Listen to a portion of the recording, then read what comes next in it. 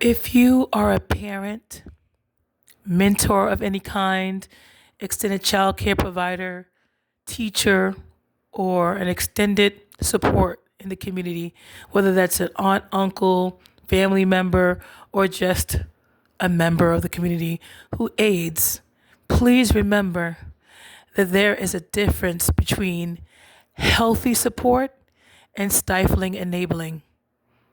Now, when we truly care or love someone, we don't want to see them struggle. It hurts our heart.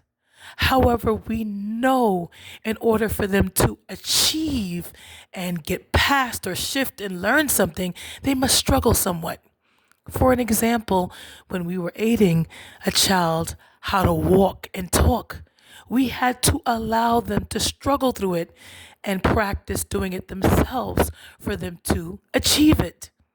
If we dived in each time they stumbled over a word or fumbled over and crawled and we didn't allow them to fall a few times as we assisted them in walking, then wouldn't that have stifled their development in that area?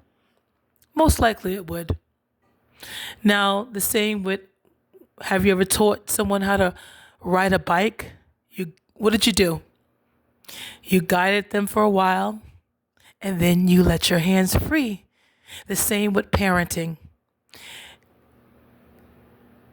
We do all we can to model and guide priceless blessings, children. We help them to gradually, through caring for them, through allowing them to help themselves, through allowing them to help us clean up when they're smaller, help take off their clothes when they're getting ready for bed and put it back on. After a while, we allow them to do it themselves so that they can learn. We are assisting them to one day become capable adults, not crippled, stifled adults, but capable adults. And we're not talking about people who physically have some physical restraints or some abilities, really, but we're going to say people who have some type of challenges with walking and stuff. We are talking about people of all kinds of needs who are guided and supported to help themselves and what they're capable of. When we dive in to constantly rescue, so to speak, every time they mismanage their funds or make unhealthy life choices and they say a sad story, it's happened to me, and which happens, life has happened to every single one of us. I'm empathetic. I love everyone. However, life has happened to all of us, and it's still happening to all of us.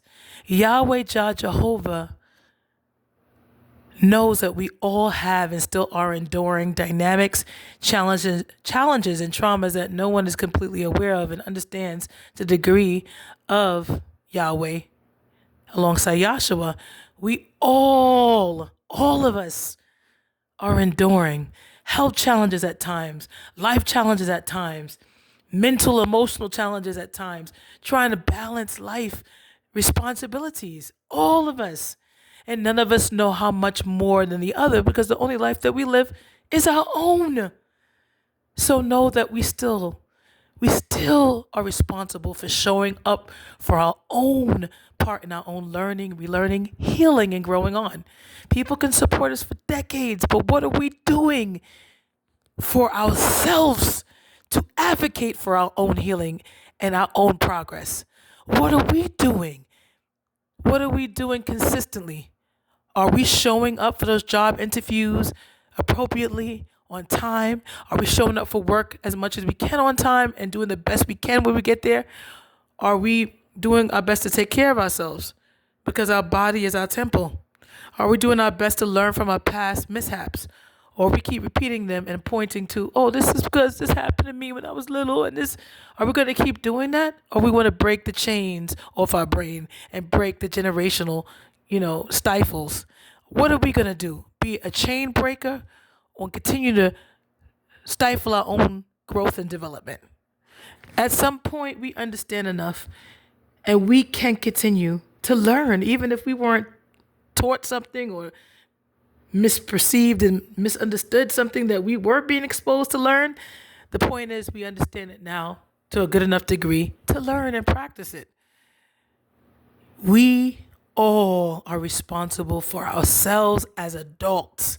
No matter what became of our life, no matter what happened in childhood, we are responsible for ourselves. Yahweh Jah Jehovah, alongside Yahshua Christ Jesus, helps those who remain consistent about their wholehearted prayers and supplications.